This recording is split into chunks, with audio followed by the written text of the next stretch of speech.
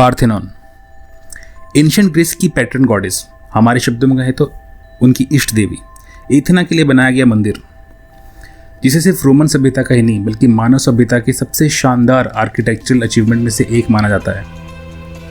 वाकई शानदार है ना। यह है उसकी आज की तस्वीर। माया सभ्यता, मायन सिविलाइजेशन, इसके बारे में तो आप लोग जानते ही होंगे। इन्हीं के कैलेंडर के बेसिस पे 21 दिसंबर 2012 को दुनिया का अंत घोषित कर दिया गया था। लेकिन ये सभ्यता सिर्फ अपने कैलेंडर के लिए नहीं, अपने आर्किटेक्चर के लिए भी बहुत फेमस थी, आज भी है। लेकिन आज आर्किटेक्चर के नाम पे उनके कुछ पुराने मंदिर और रिकॉर्ड के नाम पे उनका ये कैलेंडर, बस यही हमारे बीच है। बाकी उनके सारे रिकॉर्ड्स, वो लोग, सब खत्म। और ये कोई 2000-2500 साल पहले की बात नहीं है। उनका आखिरी शहर 16th सेंचुरी में डिस्ट्रॉय किया गया था। बामियान बुद्धा, 6th सेंचुरी में अफगानिस्तान के बमियान प्रोविंस में पहाड़ों को काट कर बनाई गई भगवान बुद्ध की शानदार मूर्तियाँ। ये मूर्तियाँ अफगानिस्तान के बुद्धिस्ट पास्ट को रिप्रेजेंट करती हैं, लेकिन 2001 में इन्हें भी तोड़ दिया गया। मैं क्यों समझा रहा हूं तुमको, क्यों समझा रहा हूं, पागल हूं मैं। कंट्रोल कंट्रोल उदय। मैं इन सब के बारे में इसलिए बात कर रहा हूँ क्योंकि इन सब का राम मंदिर टेम्पल से बहुत गहरा कनेक्शन है। मैंने पाया कि भारत में राम मंदिर इशू को सिर्फ 2 कम्युनिटी के बीच का रिलीजियस इशू या बहुत पॉलिटिकल इशू यहीं तक सीमित करके रखा जाता है। इससे ऊपर इसके बारे में कोई बात ही नहीं करता कि क्यों लोगों का इससे इतना इमोशनल कनेक्शन है। अगर हम पिछले 2000 सालों की दुनिया की हिस्ट्री देखें तब हमें समझ आएगा कि क्यों राम मंदिर रिकंस्ट्रक्शन सिर्फ हिंदू कम्युनिटी की जीत नहीं, बल्कि इस दौरान कई ऐसे कल्चर्स जो विलुप्त हो चुके हैं, जो सिर्फ हिस्ट्री की बुक्स तक ही लिमिटेड हैं, उनके भोले बिसरे खंडरों में जले उम्मीद के नए दीपक जैसा है। आज वी नीड टू टॉक के 2nd एपिसोड में मैं इसी इशू पे बात करूंगा कि क्यों राम मंदिर रिकंस्ट्रक्शन एक ग्लोबल हेरिटेज इवेंट है जिसे पूरी ह्यूमैनिटी को सेलिब्रेट करना चाहिए। तो आइए शुरुआत करते हैं।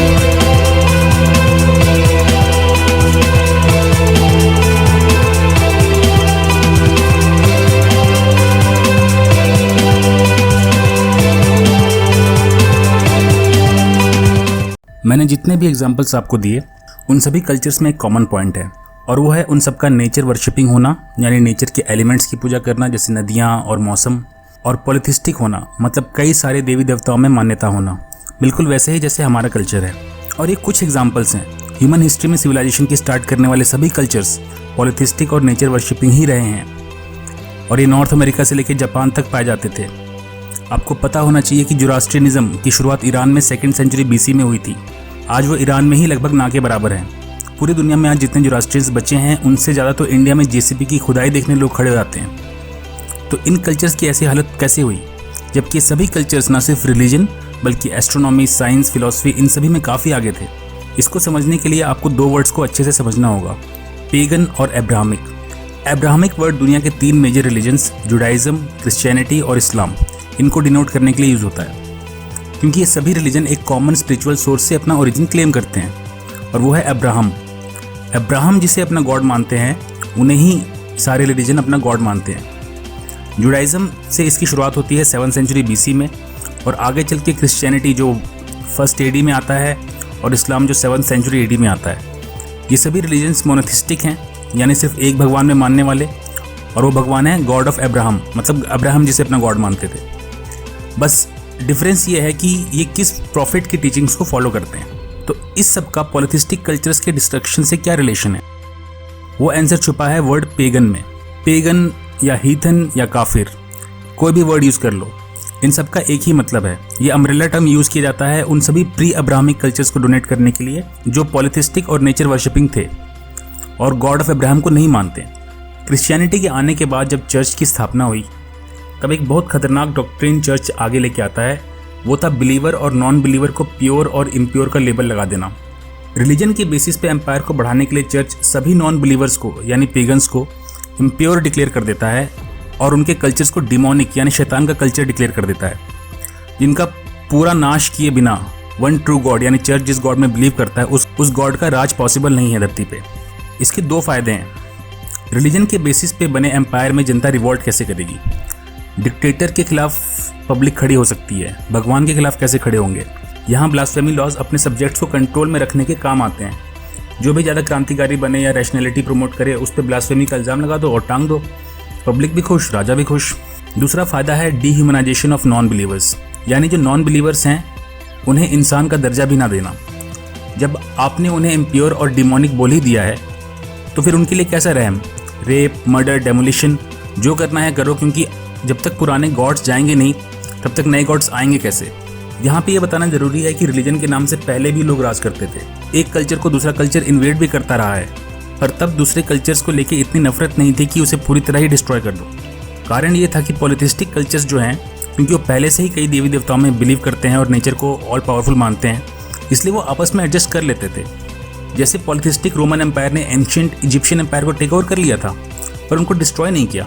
वो तो पेगन रोमन एम्पायर की क्रिश्चियन एम्पायर बनने पे एंशिएंट इजिप्शियन कल्चर भी खत्म हो गया, क्योंकि क्रिश्चियन रोम की नज़र में वो भी पेगन ही थे। और सिर्फ रिलीजन ही नहीं, पेगन कल्चर से आई हर चीज़ को, चाहे साइंस हो या फिलॉसफी, सबको डिमोनिक का लेबल लगा दिया गया था। इसलिए आप पाएंगे कि इस वक्त लाइब्रेरीज और यूनिवर्सिटीज़ को भी बख्शा नहीं गया और इनको प्रमोट करने वाले लोगों को भी मौत की सज़ा सुनाई गई। यही कारण है कि चर्च के इस पीरियड को डार्क एजेस भी कहा जाता है। इस बारे में एक बहुत अच्छी किताब है the darkening age by Catherine Nixey. अगर आप इसके मैग्नीट्यूड को सही में समझना चाहते हैं तो इसे ज़रूर पढ़ें। ये अमेजन और फ्लिपकार्ट पे अवेलेबल है। 7th सेंचुरी एडी में इस्लाम के आने के बाद इस्लामिक कैलिफेट्स भी यही मॉडल फॉलो करते हैं। और अब जैसे वेस्टर्न पेगन कल्चर्स चर्च का हमला झेल रहे थे, अब ईस्टर्न कल्चर्स जो हैं वो इस्लामिक इन्वेजन झेलना शुरू करते हैं। वही डिस्ट्रक्शन, वही ब्लड बाथ। मेन मुद्दा ये है कि जिस भी कल्चर के ऊपर इस तरह के इन्वेजन शुरू हुए वो सभी देर से ही सही लेकिन ख़त्म हो गए। चाहे पावरफुल रोमन एम्पायर हो, मैक्सिको के दूर दराज इलाकों में बसी मायन सभ्यता हो, ईरान में शुरू हुआ जोरास्ट्रियनिज्म हो, सिवाय एक कल्चर के। भारत में ये इन्वेजन शुरू होता है 8th सेंचुरी के उमायद कैंपेन से, जो आज के पाकिस्तान में पड़ेगा। फिर महमूद गजनी 10th सेंचुरी में आता है, फिर मोहम्मद गौरी, फिर खिलजी, ऐसे ही मुगल्स तक। ये साइकिल करीब 700 साल तक चला। इस्लामिक इन्वेजन्स की एट्रोसिटीज़ तो लोगों ने सुनी ही होंगी। कश्मीर के मार्तंड सन टेम्पल से विजयनगर के हम्पी तक, तक्षशिला से नालंदा तक, सोमनाथ से लेकर राम मंदिर तक, हर जगह इसके निशान हैं। पर इसका मतलब ये नहीं कि भारत में चर्च ये सब नहीं कर रहा था। अगर आपको समय मिले तो एक बार गोवन इंक्विजिशन के बारे में ज़रूर पढ़ना कि सेंट जेवियर ने गोवा के नेटिव्स के साथ, जिन्होंने कन्वर्ट होने से मना कर दिया था या कन्वर्ट होने के बाद भी अपने कल्चर को नहीं छोड़ा था, उनके साथ क्या किया था। मराठास इस पर काफ़ी हद तक रोक लगाते हैं 17th सेंचुरी में। अनफॉर्चुनेटली मराठास के अपने पीक पे पहुंचने से पहले ही ईस्ट इंडिया कंपनी भारत आ जाती है और भारत फिर एक फॉरेन पावर के कंट्रोल में चला जाता है अगले 200 सालों के लिए। इनफैक्ट भारत इकलौता देश है जहां ये तीनों powers, Islamic, church, east India company जैसे इम्पीरियलिस्ट्स सब आए, फिर भी आज हम हिस्ट्री क्यों नहीं है। यही है राम टेम्पल का असली सिम्बोलिज्म, इस संस्कृति की ना भूलने की आदत। एक लाइन बहुत वायरल है आजकल, सब याद रखा जाएगा। और मुझे लगता है कि राम मंदिर से अच्छा ये कौन समझा सकता है कि सब याद रखा गया। जब ऐसा लगा कि भारत की कहानी का भी बाकी कल्चर्स की तरह अंत हो जाएगा, तब इस देश के अलग अलग कोनों से ऐसे लीडर्स सामने आए जो ढाल की तरह इन्वेडर्स के सामने खड़े हो गए। राजा सुहेल देव, महाराणा प्रताप, शिवाजी महाराज, लचित बोरफुकन से लेके बुक्का राय प्रथम और हरिहरा प्रथम तक, जिन्होंने विजयनगर एम्पायर की स्थापना की थी। और सिर्फ ये योद्धा ही नहीं बल्कि आम जनता भी, जिन्होंने अनेक अत्याचार सहे लेकिन कभी भी खुद को इतिहास के पन्नों से मिटने नहीं दिया, अपने कल्चर से अपना कनेक्शन टूटने नहीं दिया। इस देश ने नेटिव कल्चर्स को बर्बाद करने की कसम खाने वाली सभी महाशक्तियों का सामना किया और आज भी दुनिया के सबसे पुरानी संस्कृति की तरह अपने पैरों पर खड़ा है, जो और कोई सभ्यता नहीं कर पाई।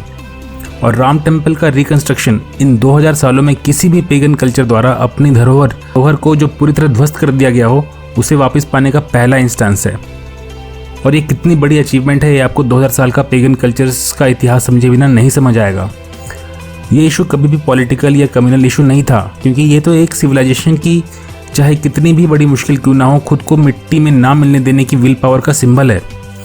ये कम्युनल और पॉलिटिकल इशू इसलिए बन गया क्योंकि भारत का जैसा इतिहास रहा है, इस देश को एक ट्रूथ एंड रिकंसिलिएशन कमीशन की ज़रूरत थी और है।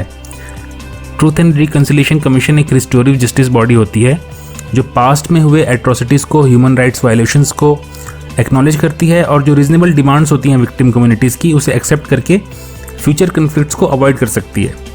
इसका सबसे अच्छा एग्जाम्पल साउथ अफ्रीका से आता है, जहां नेल्सन मंडेला के प्रेसिडेंट बनने के बाद सबसे पहले वो इसी कमीशन को फॉर्म करते हैं ताकि लोग अपने पुराने घाव भुला सकें और आगे बढ़ सकें।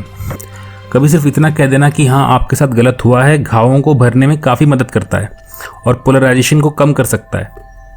राम मंदिर पे कोर्ट का यूनानिमस फैसला आ चुका है और ये फैसला ऐसे ही ट्रूथ एंड रिकंसिलिएशन कमीशन की तरह काम कर सकता है। खैर, मैं आज हर उस पेगन सभ्यता को राम मंदिर की बधाई देता हूँ जो अब सिर्फ किताबों के पन्नों और म्यूजियम्स में ही बची है, और हर उस वॉरियर को डेडिकेट करता हूँ जिन्होंने हमें भी बाकी पेगन कल्चर्स की तरह खंडहरों तक सिमटने से बचाया। और हाँ, एक बात और, जो लोग बिना राम टेम्पल के हिस्टोरिकल कंटेक्स्ट को समझे, स्ट्रगल के हिस्टोरिकल कंटेक्स्ट को समझे, सिर्फ कूल दिखने के लिए और वाना भी ग्लोबल सिटीजन बनने के लिए वहाँ स्कूल बनवा दो, हॉस्पिटल बनवा दो वाली जैसी बातें करते हैं, उनको मैं पूरे आदर के साथ सिर्फ एक ही बात कहना चाहता हूँ। वीडियो को एंड तक देखने के लिए आपका धन्यवाद। अगर आपको ये वीडियो पसंद आए तो इसे लाइक करना ना भूलें, अपने दोस्तों के साथ शेयर करें, साथ ही साथ चैनल को सब्सक्राइब करना ना भूलें। और अगर आपको वीडियो नहीं भी पसंद आया तो कमेंट बॉक्स में अपनी राय ज़रूर रखें। धन्यवाद।